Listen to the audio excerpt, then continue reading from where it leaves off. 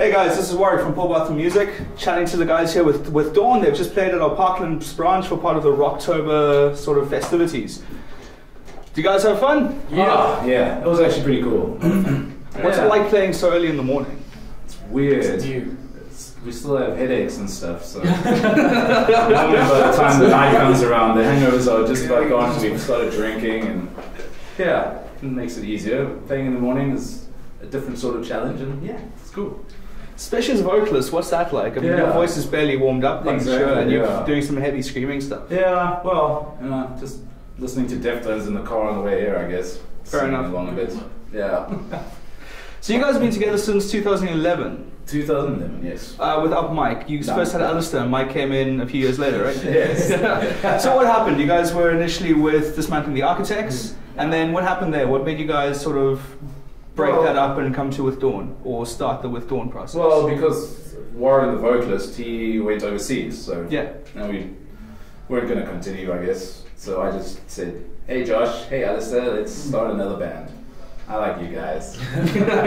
Is that why you guys decided to go three-piece and keep it three-piece? Yeah, pretty much. Yeah, no other real reason. Well, lots of people say, oh, get a keyboard player or get another guitarist. And I'm like, nah, I don't really need it. Fair enough. No. And you guys are billed as post-nu metal, right? Or what genre do you believe you fall under, or do you sort of bill yourselves as? Post-NuMetalCore. Yeah. What makes you guys post-NuMetalCore or whatever? What is it that defines you in your genre? Because it's like bits of nu metal, bits of hardcore, bits of post-metal, all that little progressive-y stuff, and then the normal groovy stuff. Okay. Bit of a mixed bag. Yeah. Fair enough. So, Mike, you joined a few years ago after Alistair left. Yeah. Alistair went into a couple of other things. You were in, or still are in, Moments of Clarity? No. I left Moment of Clarity probably beginning of the year. Okay. Yeah. And you still do some stuff with the Ill System. You guys had a couple of reunion gigs recently and so on. Yeah, I still play for the Ill System when they have gigs. Okay, cool. Yeah. So, in 2014, the November, you guys released Infinity. How was that received? Were you guys quite happy with the way it went out and so on? Absolutely. Yeah, very much so. Very much so. Came out really nicely, and everybody seemed to like it, so unless everyone's just really nice to us. Who recorded the album for you guys? Did you guys do it by yourselves, or did you go into a studio? My wife owns 7 String Studios. Oh, fantastic. In Durbanville, and it was the first product of 7 String, and Neil from Moment of Clarity did the engineering on it. And we all had our say, we wanted this, we wanted that, and Neil made it happen. And yeah, we're very happy with the result. Yeah. Oh, fantastic. And you guys say you're working on a new album coming out hopefully next year sometime. What's Well, the progress in that? How you guys... First, yeah. Okay. EP first up, yeah. It's just a little concept thing. So like a 3-track, all like one song basically, split into 3 parts, beginning, middle, end sort of storytelling vibe, as opposed to the normal just, I don't know. So basically one prog song.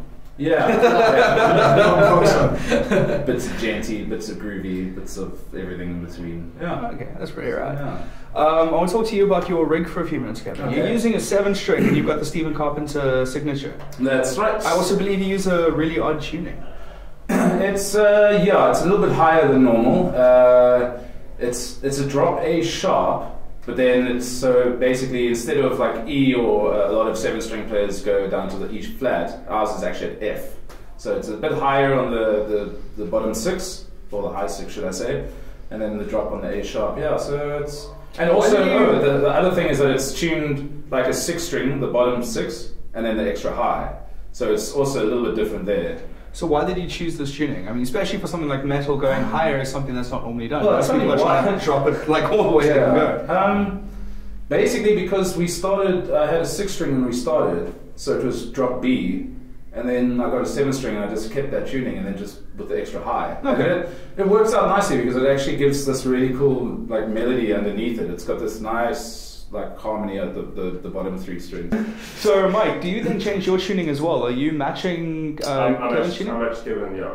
Okay. And then when you move across to Ill System, do you then retune? Do you have a sort of... I tune straight A, E, all the way. Okay. Standard tuning, yeah. Fair enough.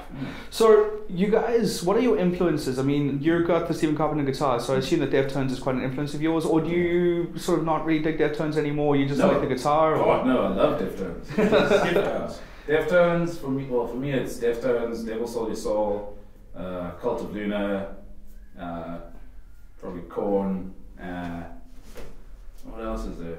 Yeah, Monuments, and ISIS.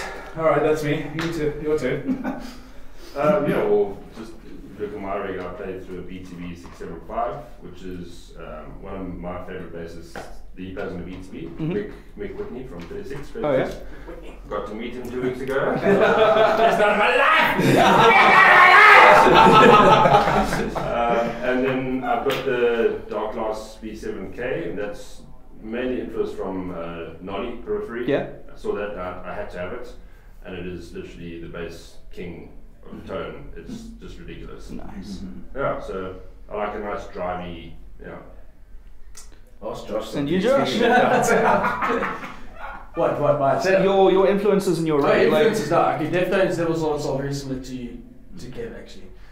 I just like that quite simple, solid, nothing too over the top, nothing too crazy. Solid and simple. So when you say influences your drumming the most then? Sure. Probably the Deftones. Yeah, okay. Right. So I mean, two of the bands you guys mentioned as sort of influence was Monuments and 36 Crazy Fists, and you guys got to be billed with them at Cranked Up 2 weeks ago. What was that like? I was amazing.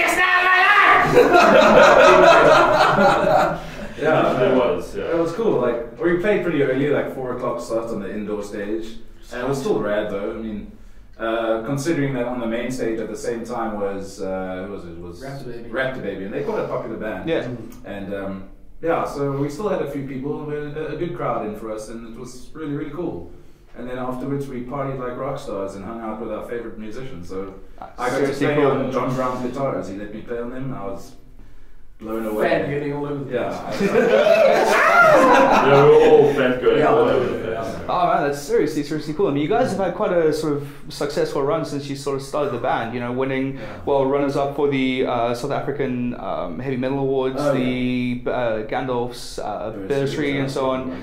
Getting into the Cranked Up. So where do you see you guys going from here with a new album? Like, what's your goal for 2016 coming up?